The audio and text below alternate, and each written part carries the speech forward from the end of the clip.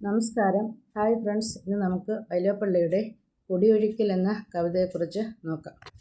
ഒരു സൗന്ദര്യാത്മക കവിയായി ജീവിക്കാൻ ആഗ്രഹിക്കുകയും സമമായ ആ യജ്ഞത്തിനിടയിൽ വ്യക്തിപരമായ ഏത് ത്യാഗത്തിനും മടിക്കാതിരിക്കുകയും ചെയ്തു എന്നതാണ് വൈലോപ്പിള്ളിയുടെ പ്രത്യേകത.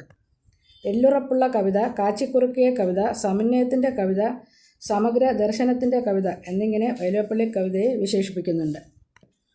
കാൽപ്പനികതയും യാഥാർത്ഥ്യബോധവും അപൂർവ പാകത്തിൽ സമ്മേളിച്ചിരിക്കുന്നത് കാണണമെങ്കിൽ വൈലോപ്പിള്ളിയുടെ പ്രഖ്യാത കവിതകളായ മാമ്പഴം, സർപ്പക്കാട്, കൃഷ്ണപ്പരുന്ത്, യുഗപരിവർത്തനം, കുടിയൊഴിക്കൽ എന്നീ കവിതകൾ വായിച്ചാൽ മതിയാകും. ജീവിതത്തെ സമഗ്രമായി കാണാൻ ആഗ്രഹിച്ച കവിയാണ് വൈലോപ്പിള്ളി. വിഷാദം, വിപ്ലവം, നൈരാശ്യം, ഭക്തി തുടങ്ങിയ ഏതെങ്കിലും ഒരു ഭാവത്തിൻ്റെ അടിമയല്ല അദ്ദേഹം.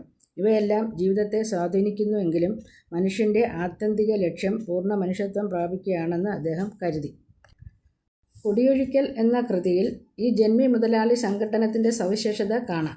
ജന്മിത്വത്തിൻ്റെ കണ്ണിലൂടെ നോക്കുമ്പോൾ കള്ളും കുടിച്ച് തെറിപ്പാട്ടും പാടി ഭാര്യയെ തല്ലുന്ന കുടികിടപ്പുകാരനായ തൊഴിലാളി അധമനാണെന്ന് കവിക്ക് തോന്നുന്നു.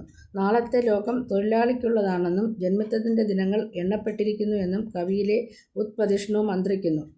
സമത്വസുന്ദരമായ ഒരു ലോകം അനിവാര്യമാണെന്ന് കവിയുടെ അന്തരാത്മാവ് മന്ത്രിക്കുന്നു.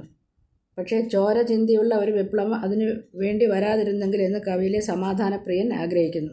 അദ്ദേഹം ഇങ്ങനെയാണ് പറയുന്നത്: വിശ്വസംസ്കാര പാലകരാകും വിജ്ഞരെ യുഗം വെല്ലുവിളിപ്പു ആകുമോ ഭവാന്മാർക്ക് നികത്താൻ ലോക സാമൂഹ്യ ദുർനിയമങ്ങൾ. സ്നേഹസുന്ദര പാതയിലൂടെ വേഗമാകട്ടെ. ഈ വീഡിയോ നിങ്ങൾക്ക് ഇഷ്ടപ്പെട്ടുവെങ്കിൽ ലൈക്ക് ചെയ്യുക, ഷെയർ ചെയ്യുക. നിങ്ങൾ ആദ്യമായിട്ടാണ് ഈ വീഡിയോ കാണുന്നതെങ്കിൽ സബ്സ്ക്രൈബ് ചെയ്യുക. നന്ദി, നമസ്കാരം.